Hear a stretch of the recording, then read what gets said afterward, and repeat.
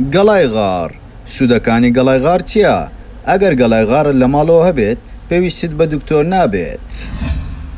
هەندێک لە سوودەکانی گەڵای غار کە گەلای غار لە لای هەتارەکان و بەهارات فرۆشەکان هەیە بە نرخێکی هەرزان.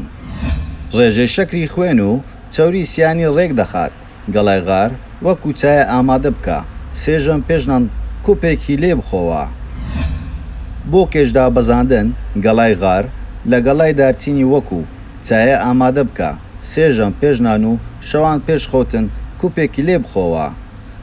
نەخۆشیەکانی دڵ ناهێڵێت، بەتایبەت دڵە کوتێ وەکو چایە ئامادە بکە و بیخۆ، سێژەم پێشنان کوپێک. چارەسەری نەخۆشیەکانی سەرمابوون دەکات. کەسێک سەرما بوو بێ گەڵای غار بکە بە چایە بۆی، هەڵم بکەن و بە گەڵای غار بۆی. ئازار ناهێڵێت. ئەوانەی ئازاری جنگۆ ئێسقانیان هەیە با زۆر ئاوی گەڵای غار بخۆنەوە. دژی خانەی ژێرپەنجەیە، بەتایبەت ژێرپەنجەی ڕەحم بەبوونی مادەی بارتیۆنۆلیت.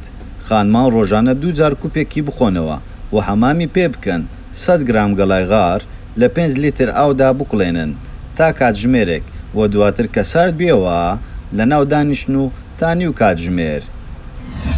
بەسوود بۆ خانمان پێش دووگیانی و سەرەتای دووگیانی کە دەبێتە هۆی هەڵمژینی فولێک و دووگیانێکی بێ کەم و کوڕی دروست دەبێتن. چارەسەری کێشەکانی سوڕی ماگانە دەکات. ڕۆژانە 2 کوپ بخورێت و لە ئاوی گەڵای غار. خەو ڕێک دەخات. ئەوانەی خەویان خراپە شەوانە پێش کاتی خەو کوپێک ئاو گەڵای غار بخۆنەوە، خەوێکی ئارام دەخەوێن. خوێن بەربوونی لووت ڕادەگرێت. چارەسەری دەکات 50 گرام گەڵای غار لە 1 لیتر ئاودا 20 خولەک بیکوڵێنێت، دواتر بیپاڵێەوە و هەر جارێک چەند قەترەیەک بکەرە کونی لووت. ددان پاک دەکاتەوە، بۆنی دەم خۆش دەکات. گەڵای تەڕی غار بچۆ بۆ ددانی سپی و بۆنێکی خۆشی دەم. کێشەی گورچیلە ناهێڵێت. خواردنەوەی 3 کوب ڕۆژانە لە ئاوی غار دەبێتە هۆی چارەسەربوونی کێشەکانی گورچیلە. وشکی پێز ناهێڵێت. ئەگەر گەڵای تەڕی غار بکەی بە ماسێک شەوانە 5 خولەک بەدەم و چاو دۆبێت. زیبکەی ڕوخسار ناهێڵێت. بە تێکەڵی لەگەڵ زەیتی نەعنا و ڤازلین گیراوەیەک ئامادە بکە، شەوانە بیکە بە ماسێک لە دەم و چاوتی بدا. زەیتی غار قژوەرین ڕادەگرێت و تۆشکەش ناهێڵێت. زەیتی خار ڕشک و ئەسپێ سەر ناهێڵێت، شەوانە لە پێسی سەر قژ دەدرێت، بەیانی بە سابوونی کبریت دەشۆدرێت. غار خۆراکێکی مادەییە پڕسوودە کە کۆمەڵی کانزای لە پێکاتەکانی مس، پۆتاسیۆم، کالیسیۆم، مەگنیسیۆم، زینک، ئاسن، مەنگەنیز هەیە. بڕێکی زۆر لە ڤیتامینی سی، ڤیتامینی ئەی تێدایە. هەروەها دەبێتە هۆی هەڵمژینی زۆر فولێک کە دەبێتە هۆی دروستبوونی دووگیانێکی بێکەم و کوڕی. گەڵای غار جۆرە گەڵایە کە سابوونی لێ بەرهەم دەهێنرێت، زیاتر لە ڕۆژهەڵاتی ناوەڕاست دەڕوێت. زۆر گرینگە ئەگەر خانمان لە خۆراکەکانیان بەکاری بهێن و لە نوێترین لێکۆڵینەوە پزیشکی کە لەلایەن ژاپۆنیەکانەوە ئەنجام دراوە دەرکەوتووە کە گەڵای غار سوودی زۆری بۆ تەندروستی مرۆڤ هەیە، چونکە ڕێژەیەکی زۆری کالیسیۆم و مەگنیسیۆم و پۆتاسیۆمی تێدایە کە ئەم کانزایانەش زۆر پێویستە بۆ جەستەی مرۆڤ. شارەزایانی ژاپۆن گرنگترین سوودەکانی گەڵای غاریان لە مانەی خوارەوە پێکێناوە. یەکەم، سوڕی ماگانە ئافرەت ڕێک دەخات. هەندێک جێر خانمان تووشی دواکەوتنی سوڕی ماگانە دەبن و ئەمەش بەهۆی تێکچوونی ئاستی هۆرمۆن ڕوودەدات. ئەمەش لەلایەن خانمان بە گرفت هەژمار دەکرێت، بەڵام پێویست ناکات خانمان چیتر نیگەرانی ئەوە بن، چونکە خواردنەوەی چایە گەڵەغار دەبێتە هۆی ڕێکخستنی ئاستی هۆرمۆنەکان و چارەسەرکردنی کێشەی دواکەوتنی سوڕی ماگانە. بۆ ئەمەش 5 گەڵای غار بکەنە نێو 2 کوپ ئاو بیکوڵێنن، پاشان ڕۆژانە کەوچکێکی لێ بخۆن. دووەم، چارەسەری دواخستنی پیربوونی ڕوخسار دەکات. زوو تەواوبوونی مادە کۆلاجینی پێست و نەمانی پرۆتینی پێست دەبێتە هۆی دواکەوتنی زۆربەی نیشانەکانی پیربوون و چرچ و لۆچی. بۆ دواخستنی پرۆسەی پیربوون چارەسەری کێشەی دەرکەوتنی چرچ و لۆچی ئەوە دەدانە گەڵای غار بکەنە نێو دەفرێکی ئاوەوە و بیکوڵێنن، پاشان ئاوەکە بدەن لە ڕوخسار و لێ بگەڕێن، پازە خوڵک بمێنێتەوە و هەفتەی 3000 ئەم کردارە دووبارە بکەوە، دوور دەکەوێەوە لە پیربوون و دەموچاو چرچ و لۆچی. سێەم، خواردنەوەی چای گەڵای غار ڕۆژانە چارەسەری ژێرپەنجەی منداڵان دەکات، چونکە زۆر دەوڵەمەندە بەجە ئۆکسید. چوارەم، چارەسەری هەوکردنی و قورگ و لووت دەکات کاتێک لە وەرزی زستان بە تایبەتی تووشی پەتا و هەڵامەت دەبیت. بە خواردنەوەی چای گەڵای غار یان کوڵاندنی گەڵای غار هەڵمژینی هەڵمی کوڵاندنەکەی لە پەتا و هەڵامەت ڕزگارمان دەبێت. پێنجەم، هەفتەی جارێک بە ئاوی گەڵای غار قشتان بشۆن، ئەمە دەبێتە هۆی بەهێزبوونی جوانکردنی قش، پاراستنی لە هەڵوەرین. گەڵای غار یەکێکە لە پێکاتە بەناوبانگەکان کە بەکاردێت بۆ تام خۆشکردنی خواردن، ئەمەش ڕاستەوخۆ ناخورێت، بەڵکو بەکاردێت لە پێدانی تام و بۆنێک خۆش بە ژەمە خواردنەکە. واروەها گەڵای غار چەند ڤیتامینێکی تێدایە وەک A و C لەگەڵ کانزاوەک و پۆتاسیۆم و کالیسیۆم و مەگنیسیۆم.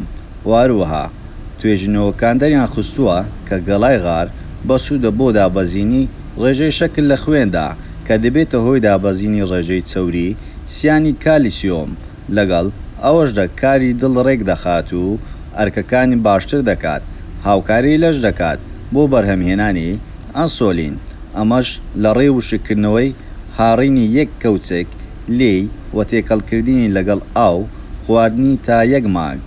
بە پێی گەڵای غار پێکاتە ڕۆتین و سالیسی تێدایە لەگەڵ ترشی کافیک، ئەمانە بەسوودن بۆ پارستنی تەندروستی دڵ و ملوولەکانی خوێن، پاراستن لە جەڵتەی سەکتەی مێشک. بۆ ئەمەش 6 گرام گەڵای غار، 8 گرام گوڵی کێوی، 600 میلیلیتر ئاوی گەرم تێکەڵ بکە و بیخە سەر ئاگر، ئاوەکە گەیشتە نیوەی بیپاوڵێەوە و بیخۆرەوە.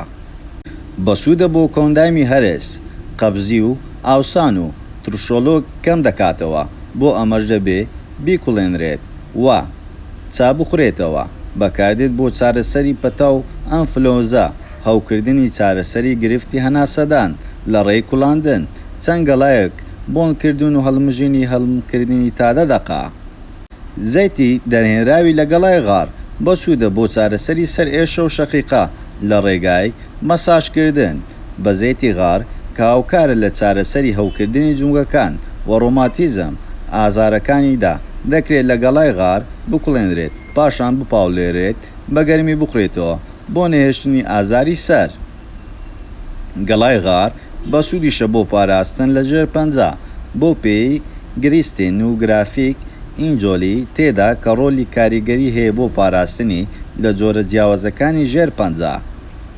لە کاتی دووگیانیدا گەڵای غار بەسوودە چونکە فۆلێک ئەسیدی تێدایە کە ڕۆلی گرنگ دەبینێت لە پاراستنی کۆرپەلە لە هەر تێکچوونێک لە کاتی دروستبوونیدا.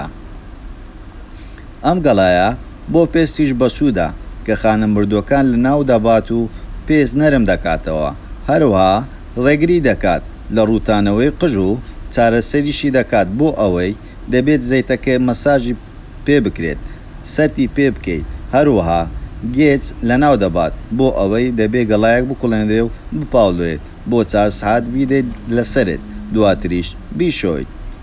سوودی تریشی هەیە لەوانەیە مێش و مەگەز دوور دەخاتەوە، سووری ماگانە لە خانەدا ڕێک دەخات، ددان سپی دەکاتەوە، خوێن بەربوونی لووت ڕادەگرێت، چارەسەری هەوکردنی گورچی لە دەکات و ناهێڵێت بەر دروست بکات، هاوکارە لە ساڕژبوونی بریندا و هادەری خەوتن و ماندووبوون ناهێڵێت.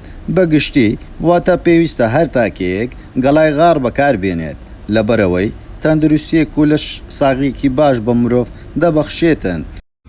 زۆر سپاس بۆ سیرکردنی ڤیدیۆەکەمان و هەر ڕەخنە و پێشنیارێکتان هەیە بۆمان لە کۆمنت بنووسن و پێتان خۆشە ئەم جارە لەسەر چ بابەتێک یاخود لەسەر چ کەسایەتێک تری بەناوبانجی کوردستان یاخود دەرەوەی کوردستان ڤیدیۆ دروست بکەین، بە هەمان شێوە بۆمان لە کۆمنت بنووسن و لایک و کۆمنتان لە فکرە نەچێتن و شێری ڤیدیۆکەشمان بکەن، وەروە سەبسکرایبی کەناڵەکەشمان بکەن و زەنگۆڵەکەش دابگرن بۆ ئەوەی تۆ یەکەمین کەسبی کە کە بابەتەکانمان ببینی هەموو کار لەگەڵتانین لە کلیل میدیا.